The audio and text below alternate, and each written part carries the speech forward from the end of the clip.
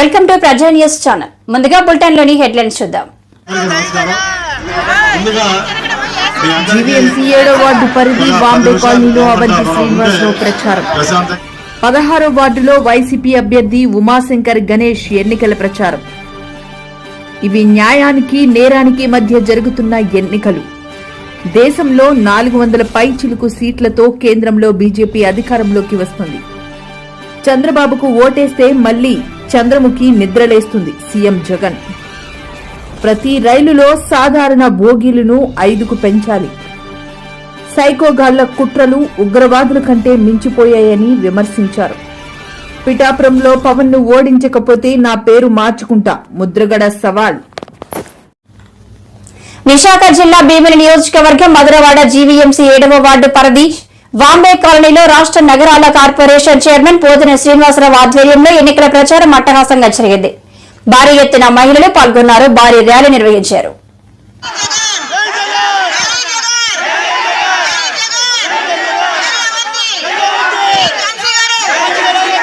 అందరికీ నమస్కారం. వేదిక మీద ఉన్న పెద్దలందరికీ, గౌరవనీయ పెద్దలందరికీ, అలానే ఇక్కడ ఉన్న బాంబే కాలనీ కుటుంబ సభ్యులందరికీ చేతులు జోడించి శిరస్సు వంచి నమస్కరిస్తున్నాను. మరి 2 సార్లు అవంతి గారిని ఎమ్మెల్యేగా ఆశీర్వదించి పంపించిన భీమిలి ప్రజలు, మధురవాడ ప్రజలకి మా కుటుంబం ఎప్పుడు రుణపడి ఉంటుంది. మరి మీ రుణం తీర్చుకోవడానికి మరొక అవకాశం ఇవ్వాలి అవంతి గారికి. కాకుండా మీలో ఒక మనిషిలాగా ఎప్పుడు పిలిచినా గానీ పలికే అవంతి గారికి ఓటేస్తే అది మన కుటుంబ సభ్యుడు ఆలోచించి ఓటేయాలని కోరుకుంటున్నాను. ఎప్పుడు ప్రజల్లో ఉంటూ గత 2.5 సంవత్సరాలుగా గడప గడపకి మన ప్రభుత్వ ప్రోగ్రామ్ లో కాలేజ్ రావడం జరిగింది. అలానే బాంబే కాలనీకి 7వ వార్డుకి ఎన్నో కోట్లు పెట్టి అభివృద్ధి చేసిన అవంతి గారికి మరి ఈసారి గట్టిగా 2 ఓట్లు ఫ్యాన్ గుర్తుపై వేసి ఈ ప్రేమ చూస్తుంటే వారు వన్ సైడ్ చేసి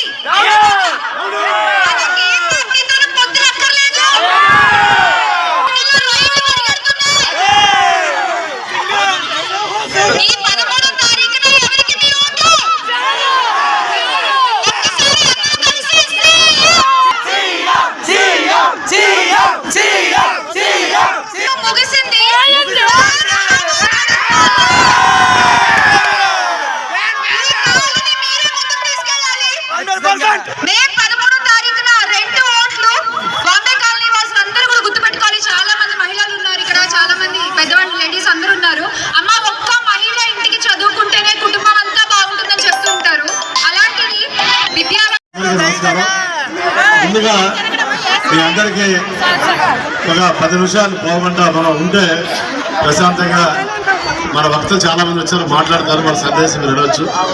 మరి ముఖ్యంగా సినీ నటి మన శ్యామల గారు వచ్చారు. మహిళా విభాగం అధ్యక్షురాలు శ్రీమతి వరద కళ్యాణి గారు వచ్చారు, ఎమ్మెల్సీ గారు. వారికి కూడా స్వాగతం కోరుతున్నాం. అలాగే మన మహిళా అధ్యక్షురాలు మన అబ్దుల్ గారు వచ్చారు, వారికి శ్రీ బొత్స సత్యనారాయణ గారి భార్య అయినటువంటి మాజీ పార్లమెంట్ సభ్యురాలు, మాజీ జిల్లా పరిషత్ చైర్పర్సన్ అయినటువంటి శ్రీమతి మరి బొత్స ఝాన్సీ గారు మన విశాఖ పార్లమెంట్ అభ్యర్థిగా వచ్చారు. మరి గట్టిగా వారికి వచ్చినటువంటి మన 7వ వార్డు సభ్యులు, పెద్దలు, గ్రామ పెద్దలు, మన మధురవాడ కృష్ణ ముందుగా మన శ్యామల గారు మాట్లాడతారు. మంగళవారం నర్సీపట్నం మున్సిపాలిటీ 16వ వార్డులో వైఎస్ఆర్ కాంగ్రెస్ పార్టీ అభ్యర్థి ఉమాశంకర్ గణేష్ ఎన్నికల ప్రచారం నిర్వహించారు. ఆయన ప్రచారానికి పెద్ద సంఖ్యలో ప్రజలు హాజరయ్యారు. భారీగా మహిళలు తరలి రావడంతో ప్రచారం హోరెత్తిపోయింది. 16వ వార్డు శారదానగర్ లో జనహోరు. వైఎస్ఆర్ పార్టీ అభ్యర్థి గణేష్ కు అపూర్వ ఆదరణ. మంగళవారం నర్సీపట్నం మున్సిపాలిటీ 16వ వార్డులో వైఎస్ఆర్ కాంగ్రెస్ పార్టీ అభ్యర్థి ఉమాశంకర్ గణేష్ ఎన్నికల ప్రచారం నిర్వహించారు. ఆయన ప్రచారానికి పెద్ద సంఖ్యలో ప్రజలు హాజరయ్యారు. భారీగా మహిళలు తరలి రావడంతో ప్రచారం హోరెత్తిపోయింది. వార్డు కౌన్సిలర్ వీరమాచినేని జగదీశ్వరి ఆధ్వర్యంలో అడుగడుగునా ప్రజలు పూలు చల్లి స్వాగతం పలికారు. ప్రతి ఇంటి ముందు మహిళలు ఎమ్మెల్యే గణేష్ కు హారతులు పట్టారు. మరోసారి తనను ఎమ్మెల్యేగా గెలిపించాలని గణేష్ విజ్ఞప్తి చేశారు. కరపత్రాలు ఓటర్లకు ఇస్తూ ముఖ్యమంత్రి జగన్మోహన్ రెడ్డి అమలు చేసిన సంక్షేమ పథకాలను వివరిస్తున్నారు. ఈ కార్యక్రమంలో మున్సిపల్ వైస్ చైర్మన్లు కోనేటి రామకృష్ణ, మాజీ వైస్ చైర్మన్ సన్యాసపాత్రులు, వార్డు నాయకులు ఏఎన్ఎల్ శ్రీనివాస్, చిరంజీవి తదితరులు పాల్గొన్నారు.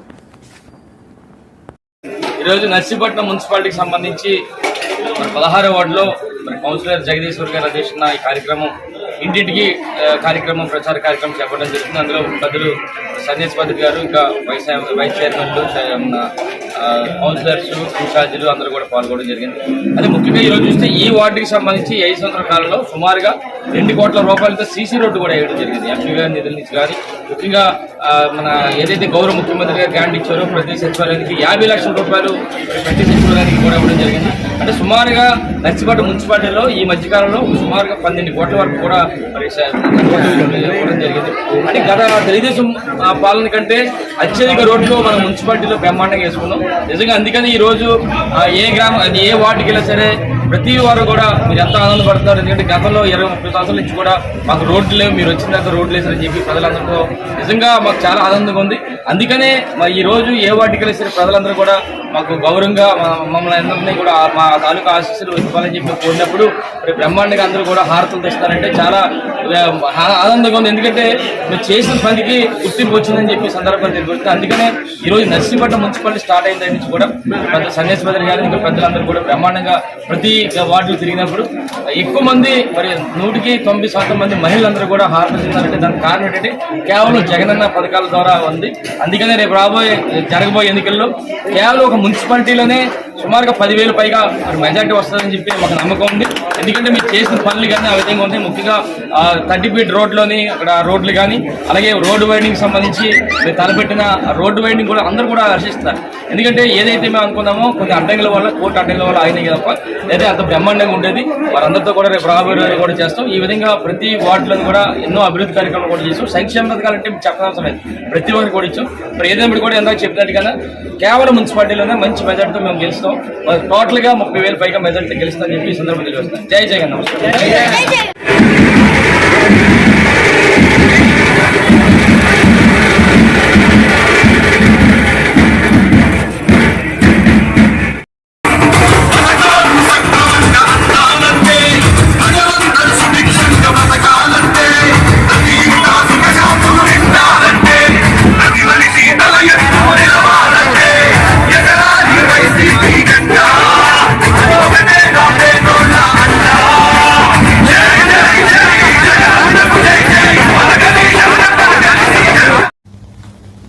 ఇవి న్యాయానికి నేరానికి మధ్య జరుగుతున్న ఎన్నికలని వైఎస్ షర్మిల అన్నారు. ఈ ఎన్నికల్లో వైఎస్ రాజశేఖర రెడ్డి బిడ్డ ఓడిందంటే నేరం గెలిచిందని అర్థమై పేర్కొన్నారు.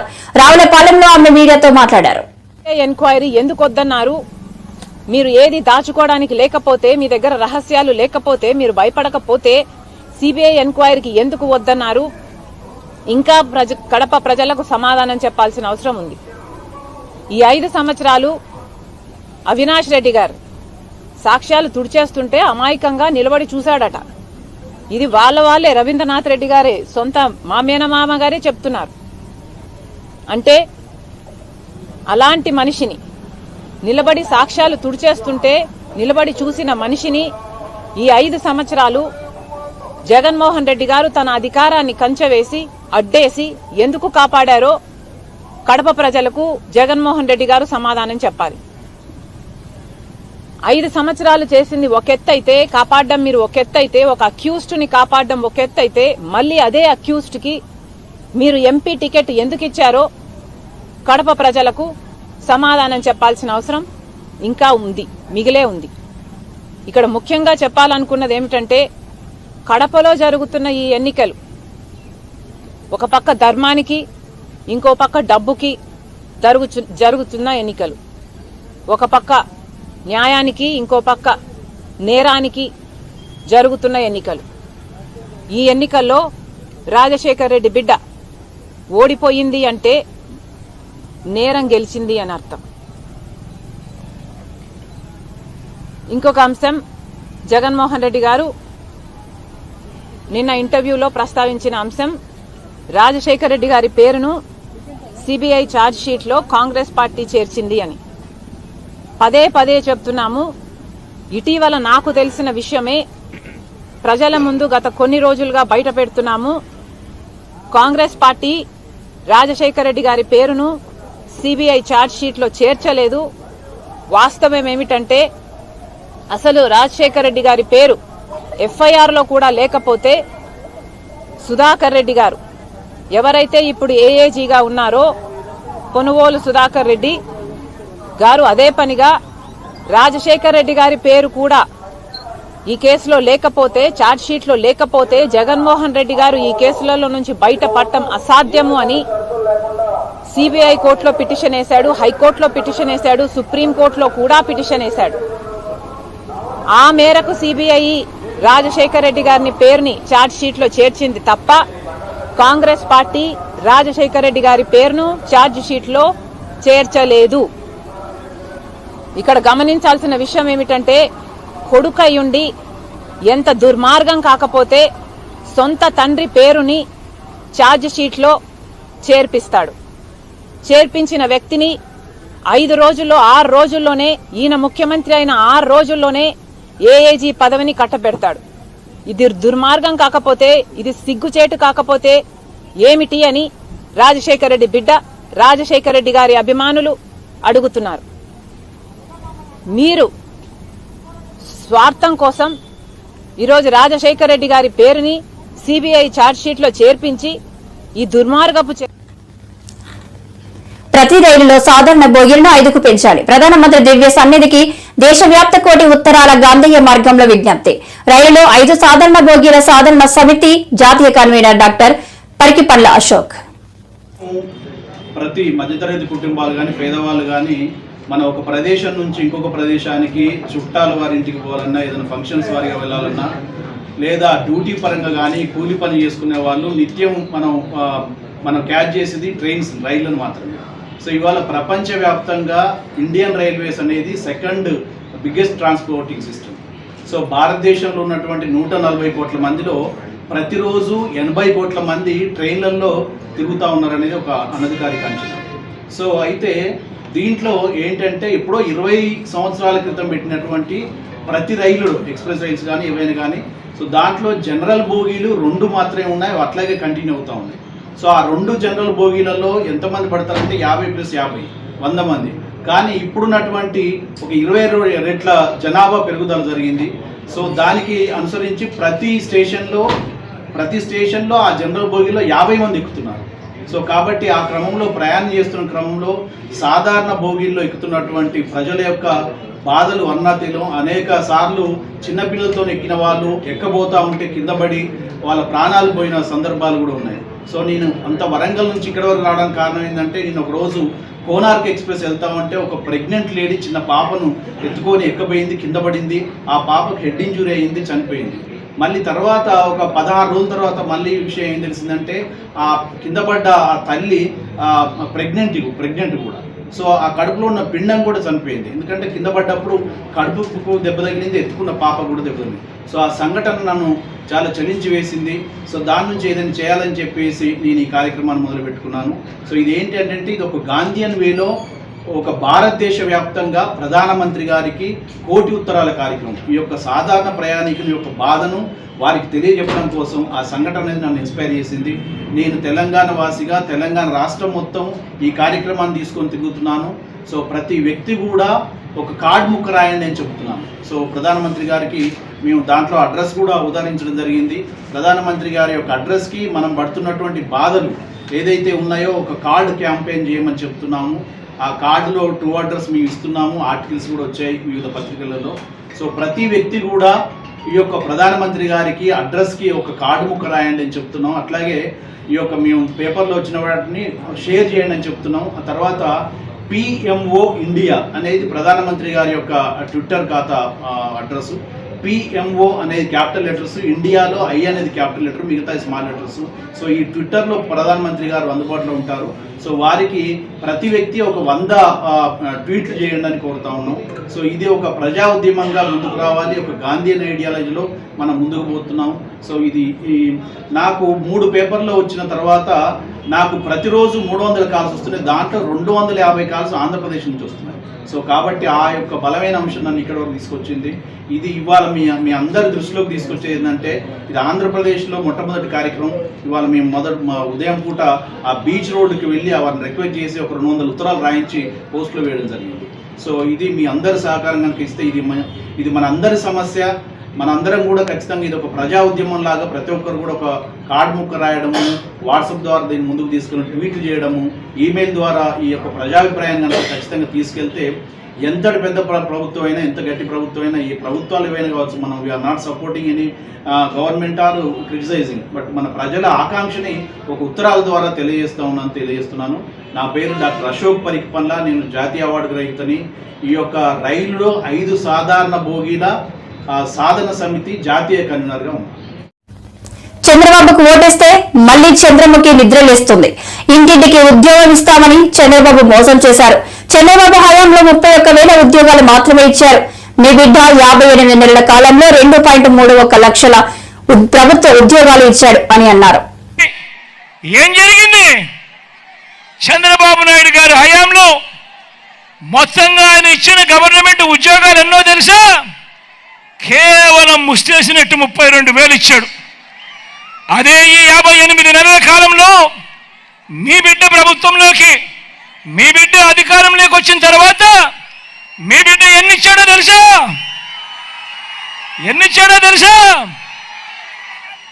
స్వతంత్రం వచ్చినప్పటి నుంచి మన రాష్ట్రంలో ఉన్న గవర్నమెంట్ ఉద్యోగాలు ఎన్ని అంటే 4 లక్షల ఉద్యోగాలుంటే ఈ 58 నెలల కాలంలో మీ బిడ్డ ఇచ్చిన గవర్నమెంట్ ఉద్యోగాలు ఏకంగా మరో 2,31,000 ఉద్యోగాలు ఇచ్చాడు మీ బిడ్డ.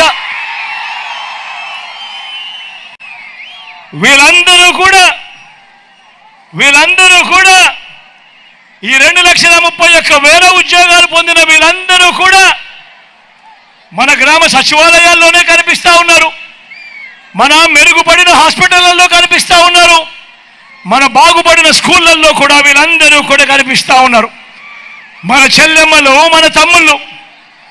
మనం అడుగుతా ఉన్నా, మరి బాబు విషయంలో బాబు రిపోర్ట్ బోగస్ కాదా అని అడుగుతా ఉన్నాను మీ అందరి సమక్షంలో.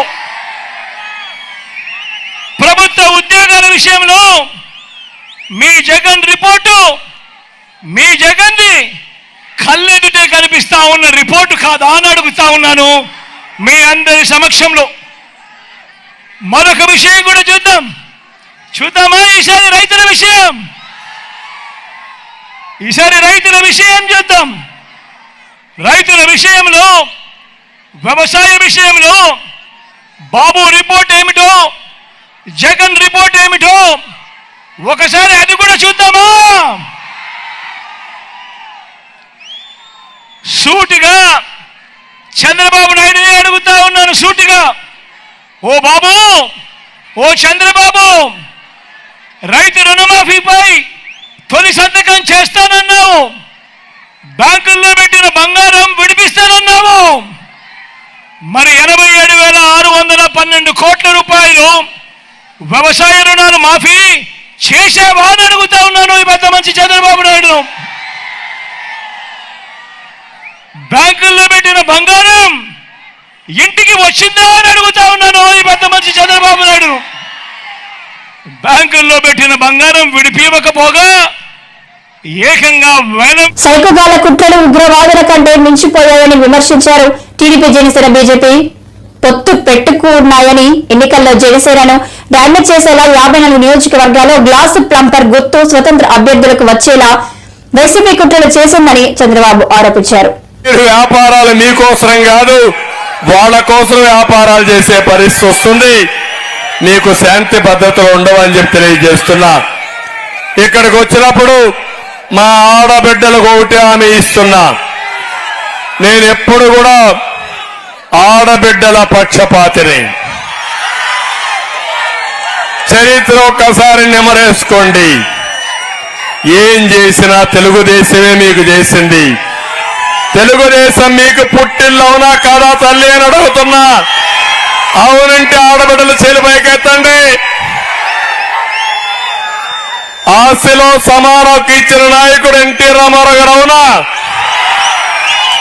చెల్లికి ఆస్తి ఇవ్వకుండా ఆస్తి ఇవ్వకుండా ఎగ్గొట్టిన వాడు సైకో అవునా కాదా? ఇచ్చాడా ఆస్తిలో హక్కు? అలాంటి అన్న కావాలా మీకు? తల్లికి అన్నం పెట్టాడా? పెట్టిన వాడు మీకు కావాలని అడుగుతున్నా మిమ్మల్ని అందరినీ. నేను అందుకే మళ్ళా మీ అందరికి హామీ ఇస్తున్నా. డాక్రా సంఘాలు పెట్టాం. ఉద్యోగాల్లో కాలేజీల్లో ఆ రోజు 33% రిజర్వేషన్లు తీసుకొచ్చాం. ఈ రోజు హామీ ఇస్తున్నా. ఏదైతే మహాశక్తిని కార్యక్రమం కింద ఈ రోజు మా ఆడబిడ్డలకు హామీ ఇస్తున్నా. 4 కార్యక్రమాలు తీసుకుంటున్నాను. ఈ 4 కార్యక్రమాలు మీరు చూస్తే, ఒకటి ఆడబిడ్డ నిధి. ఒక్కొక్క ఆడబిడ్డకి నెలకు 1500, సంవత్సరానికి 18,000, 5 ఏళ్లకు 90,000, ముగ్గురుంటే మీ ఇంటికి 2,70,000 పంపిస్తానని మీ అందరికీ హామీ ఇస్తున్నా. అదే మాదిరిగా ఈరోజు నేను ఒకటి హామీ ఇస్తున్నా. ఎవరైతే కొన్ని ఆడబిడ్డలకి ఎంతమంది పిల్లలుంటే అంతమందికి తల్లికి చదువు కింద వందనం కింద 15,000 ఇస్తా. 2 ఆడబిడ్డలుంటే 30,000 ఇస్తా. ముగ్గురుంటే 45,000 ఇస్తా. 4 ఉంటే 60,000 ఇస్తా. ఏ తల్లి ఏ తండ్రి కూడా పిల్లల్ని చదివించాలంటే సందిగ్ధం లేకుండా అందరినీ చదివించే బాధ్యత నాది, ఓట్లేసే బాధ్యత మీదని మా ఆడబిడ్డలు కోరుకుంటున్నా. మూడోది, నేనే దీపం పెట్టాను. దీపాన్ని ఆర్పేశారు. ఇప్పుడు హామీ ఇస్తున్నా. 3 గ్యాస్ సిలిండర్లు ఉచితంగా ఇస్తా మీకు. అరకు పార్లమెంటు నియోజకవర్గం పెదబయలు మండలంలో ఎన్నికల ప్రచార సమావేశానికి విచ్చేసిన ఎన్డీఏ ఉమ్మడి అభ్యర్థిని కొత్తపల్లి గీత, అరకు అసెంబ్లీ ఉమ్మడి ఎమ్మెల్యే అభ్యర్థి పాంగి రాజారావు. అరకు పార్లమెంటు నియోజకవర్గం పెదబయలు మండలంలో ఎన్నికల ప్రచార సమావేశానికి విచ్చేసిన ఎన్డీఏ ఉమ్మడి అభ్యర్థిని కొత్తపల్లి గీత, అరకు అసెంబ్లీ ఉమ్మడి ఎమ్మెల్యే అభ్యర్థి పాంగి రాజారావు. ఈ సమావేశంలో కొత్తపల్లి గీత మాట్లాడుతూ దేశంలో 400 పైచిలుకు సీట్లతో కేంద్రంలో అధికారంలోకి వస్తున్నామని, రాష్ట్రంలో గిరిజనులకు అందాల్సిన విద్య వైద్యం అందడం లేదని, ఇప్పటికీ డోలుమోతలు తప్పడం లేదని, సొంతింటి కలకు గిరిజనులు ఇప్పటికీ దూరంగా ఉన్నారని, 60 నెలలుగా కష్టాలు అనుభవిస్తున్నారని, వచ్చే 6 నెలలు సుఖంగా బ్రతకాలంటే జగన్మోహన్ రెడ్డిని ఓడించాలని ప్రజలు కోరారు. ఈ ప్రజా వ్యతిరేక రాక్షస పాలన అంతమొందించాలని పవన్ కళ్యాణ్ కంకణం కట్టుకున్నారని తెలిపారు. జగన్మోహన్ రెడ్డి వచ్చే ఎన్నికల్లో ఓడిన వెంటనే జైలుకు గాని, హాస్పిటల్కు గాని, రిహాబిలిటేషన్ సెంటర్ గాని వెళ్లడం ఖాయమని ప్రజలకు తెలిపారు.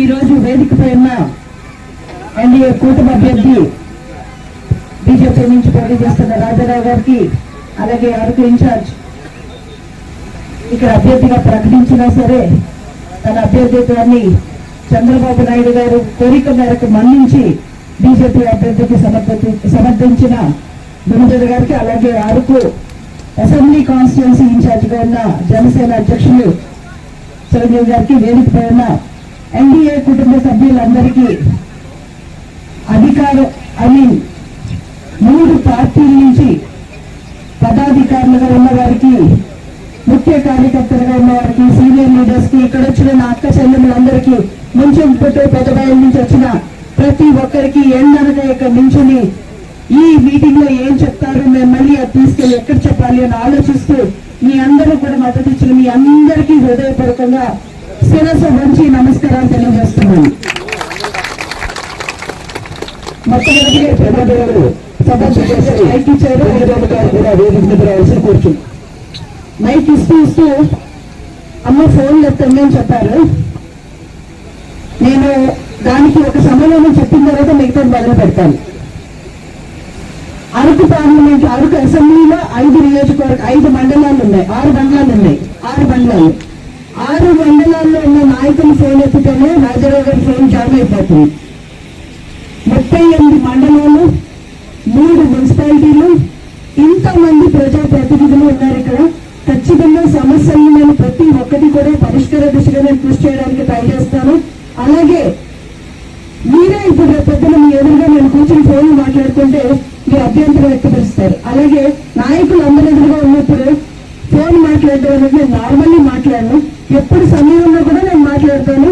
కానీ సమస్యలన్నిటినీ కూడా నేను ఎప్పుడు పరిష్కార దిశగానే 2014 నుంచి 19 అలాగే